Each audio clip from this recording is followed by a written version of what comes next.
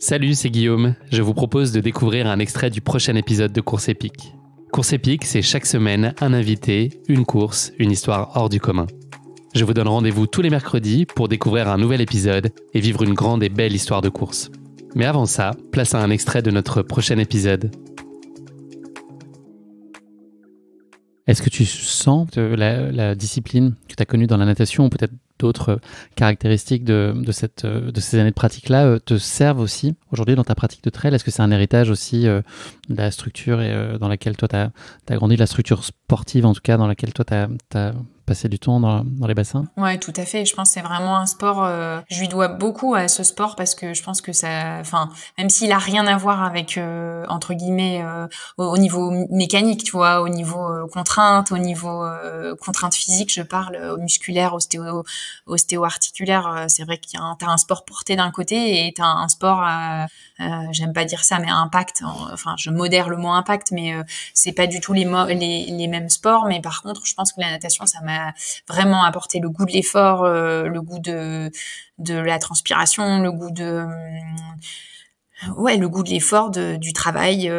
C'est dur hein, d'être nageur. Enfin, tu passes des heures et des heures dans l'eau pour une course qui peut être tellement courte. T'en fais des bornes et des bornes où je me souviens des stages où t'es 2 fois dans l'eau, t'as la séance de muscu. En fait, je passais énormément de temps et je pense que ça m'a appris vraiment beaucoup en termes de rigueur et de goût de l'effort.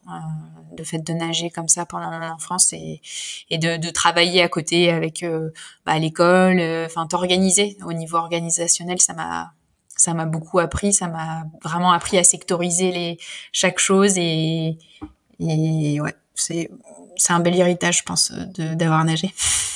Cette envie d'être médecin du sport, enfin, ou en tout cas cette trajectoire et ces études que tu as voulu faire dans la médecine, ça a été tout de suite pour toi une évidence? C'est ce qu'on appelle une vocation, ou est-ce que c'est un projet qui s'est dessiné un peu au fil de l'eau? Je voulais travailler dans le sport, ça c'est sûr. Après kiné du sport, médecin du sport, ça s'est affiné quand même après avec les années. Et après, je savais que je voulais faire un métier où j'apportais un service à la personne, où je cherchais vraiment quelque chose qui est pour moi du sens.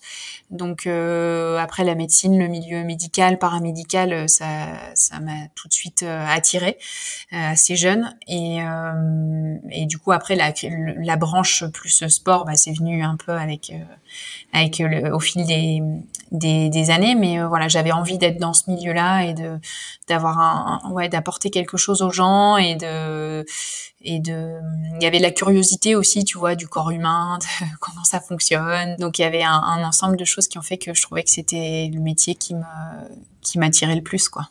Cette profession-là que tu exerces, évidemment, elle a un impact très direct sur ta disponibilité pour ta pratique sportive. Donc, tu as des semaines assez contraintes et où tu arrives à trouver un peu des échappatoires et des temps relativement courts pour pratiquer. C'est plutôt le week-end où tu arrives à te... Oui, on va dire que la semaine, c'est des séances vraiment courtes. C'est 1 heure et puis si je veux faire plus de volume ou des choses un peu plus longues ou du vélo ou quoi, c'est vraiment plus le week-end ou vendredi, samedi, dimanche, quoi.